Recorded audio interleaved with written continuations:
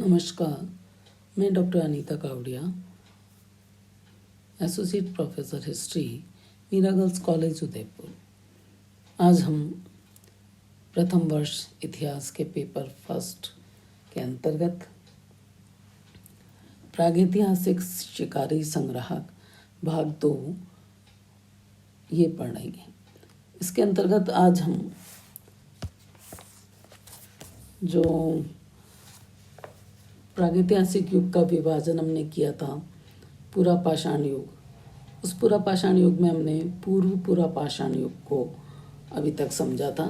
आज हम इसका दूसरा बिंदु ले रहे हैं, मध्य पूरा पाषाण युग। मध्य पूरा पाषाण युग, इसे मिडिल पैलोलिथिक एज भी कहते हैं। तो अत्यंत प्राचीन पूर्व पाषाण युग से नव पाषाण युग के मध्य के काल को मध्य पूरा पाषाण युग के नाम से जाना जाता है। श्रीलंका की फाइयान गुफा से प्राप्त पत्थर के औजार इस काल के सबसे प्रथम औजार माने जाते हैं और इनका समय आज से लगभग 34,000 वर्ष पूर्व का माना जाता है। महाराष्ट्र के 40 गांव के निकट स्थित पटने से प्राप्त औजार का समय 24,000 वर्ष पूर्व का बताया जाता है। मध्यपाषाण युग के अंतिम चरण के अवशेषों में सराय नाहर, राय और मध्य प्रदेश के मैदानों के निकट महादाहा से भी हमें मिले हैं। इस समय तक मानव ने पत्थर के विभिन्न प्रकार के औजार बनाना सीख लिया था। इनके अतिरिक्त हड्डियों और फ्लिंट से भी बनाए गए तीर कमान भी पाए गए हैं। अतः यह अनुमान लगाया जा सकता है कि इस समय तक मानव ने जंगली जानवरों को मारने में पहले की अपेक्षा अधिक दक्षता प्राप्त कर ली थी। वह बैल, भेड़, बकरे, हिरण, सुअर, गैंडे, हाथी, कछुए, कई प्रकार के जीव जंतुओं, पक्षियों का शिकार कर उनके मांस को खाता था। किंतु ये ज्ञात नहीं है कि वह जानवरों और पक्षियों के मांस को भूनकर खाता था या वैसे ही खाता था। इसके निश्चित प्रमाण प्राप्त नहीं हुए हैं। उसने इस समय तक भेड़ों और बकरियों को पालना शुरू किया था या नहीं। इस समय में वह गुफाओं के अलावा जंगलों में भी रहने लगा था।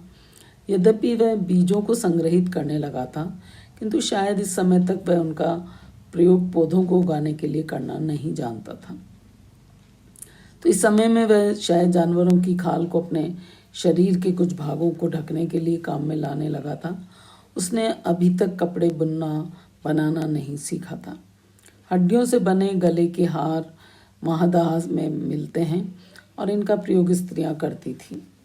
इस समय तक भी मनुष्य को एक संघर्ष में जीवन व्यतीत करना पड़ा था। महादाह में दफन किए गए 13 व्यक्तियों के अवशेषों से मृत्यु के समय उनकी आयु का पता चलता है और इनकी औसत आयु 19 से 28 वर्ष के बीच की थी। केवल एक मृत व्यक्ति की आयु 40 वर्ष की थी तथा 50 से अधिक आयु का कोई व्यक्ति इस तरह के अवशेषों में नहीं मिला है। मृतकों को दफनाने की प्रथा इस ओर संकेत करती कि इस समय का मानव कुछ अंधविश्वास में या धर्म में विश्वास करने लगा था। पुरुष और स्त्री समान रूप से दफनाए गए थे। यद्यपि 2 मृत व्यक्तियों को साथ साथ दफनाया गया था, किंतु ऐसे कोई प्रमाण नहीं है कि उन्हें मृत्यु के बाद के जीवन के साथ रहने के विचार से दफनाया गया था। इसी तरह से नर्मदा की घाटी में स्थित आदमगढ़ से प्राप्त अवशेष व औजार 8,000 वर्ष पूर्व हैं और ये बताते हैं कि इस समय तक मानव ने अनेक प्रकार के पशुओं को पालना सीख लिया था।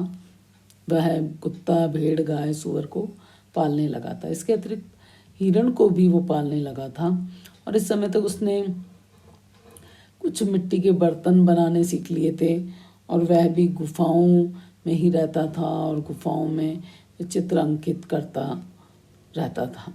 तो भोपाल के निकट स्थित भीमबेटका की गुफाओं में अंकित चित्रों का समय 6,000 ईसा पूर्व का माना गया है और इनमें से एक चित्र में एक स्त्री अपने सिर पर एक भार उठाए आगे बढ़ रही है। कुछ अन्य अंकित चित्रों में मनुष्य को तीर कमान से जानवरों को शिकार करते हुए बताया गया है। इन चित्रों से किसी भी प्रकार से ये संकेत नहीं मिलता कि उस समय समाज में ऊंच नीच की भावना पैदा हो गई थी। इसके साथ उस समय के मानव द्वारा कृषि कार्य आरंभ करने का भी कोई चिन्ह हमें नहीं मिलते हैं। भारत के कई स्थलों में अंकित गुफा चित्रों की संख्या अधिक है और कभी कभी इन्हें देखकर ऐसा लगता है कि हम चित्रों की एक प्रदर्शनी देख रहे हैं। गुफाओं में अंकित चित्रों में स्त्री पुरुषों के अतिरिक्त दौड़ते हुए घोड़े, भालू, रैंडियर आदि जानवरों के चित्र भी अंकित किए गए हैं। गुफाओं में अंकित चित्रों में मनुष्य को तीर कमान अथवा भाले से शिकार करता हुआ भी दिखाया गया है। जानवरों की हड्डियां, हाथी दांत पर भी चित्र अंकित किए गए हैं। तो आमतौर पे ये चित्र ऐसी गुफाओं में अंकित किए गए हैं जहाँ सूरज की रोशनी का अभाव था। यदि केवल शौक पूरा करने के लिए इनका अंकन किया गया होता तो ये कार्य अंधेरी और संकरी गुफाओं में नहीं किया गया होता। अतः कतिपय विद्वानों ने इसके अनुसार इन गुफाओं में अंकित चित्रों का उद्देश्य जादू टोना करना माना है, लेकिन इस बारे में निश्चित रूप से अभी तक कुछ कहा नहीं जा सकता।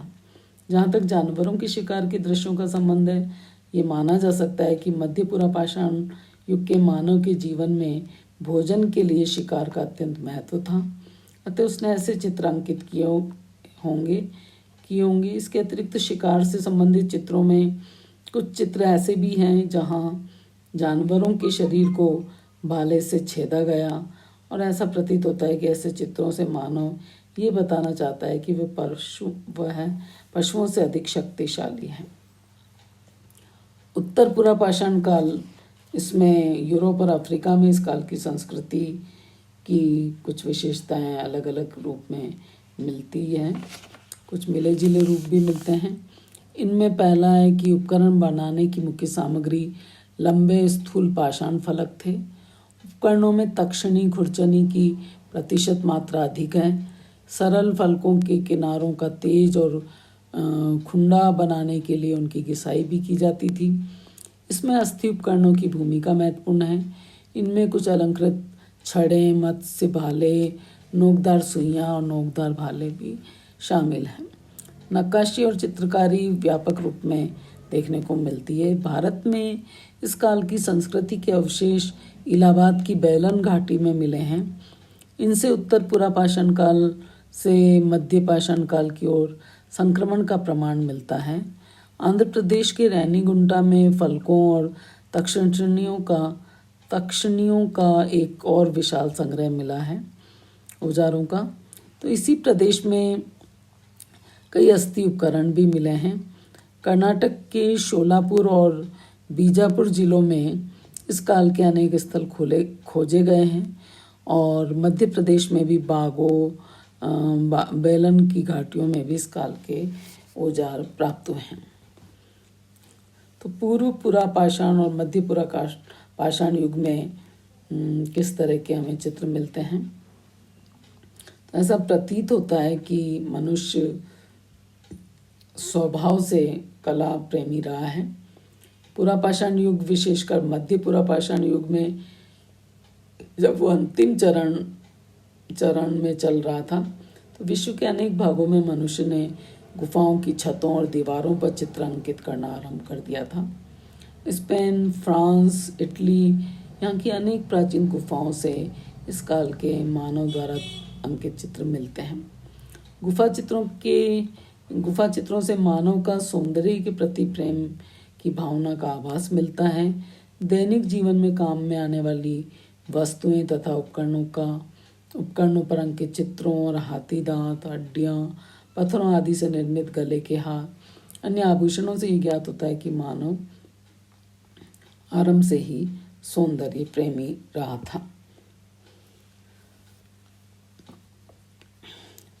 मध्य पाषाण युग, जिसे मेसोलिथिक एज कहा जाता है, मध्य पाषाण युग तक मनुष्य की जनसंख्या बढ़ चुकी थी, इसीलिए छोटी छोटी टोलियां बनाकर वो रहने लगा था। जलवायु परिवर्तन के साथ टोलियां भी गतिशील रहने लगी। प्रक्षेपास्त्र तकनीक का विकास आरंभ हुआ। तीर कमान इसी का परिणाम था। पुरापाषाण कालीन तीक्ष्णधार की तुलना में मध्य पाषाण युग में नवीन तकनीकों का इस्तेमाल हुआ, जिसमें कच्चा माल भी कम लगता था।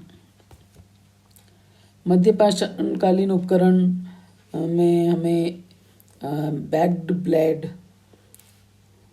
इकदार फलक जिसे कहा जाता है, इसके अंतर्गत फलक के एक किनारे को ऊर्ध्वाधर छेदन के द्वारा खुंडा कर देते हैं और ये पृष्ठ कार्य इस ढंग से किया जाता है कि फलक का आयताकार रूप ज्यों का त्यों बना रहता है।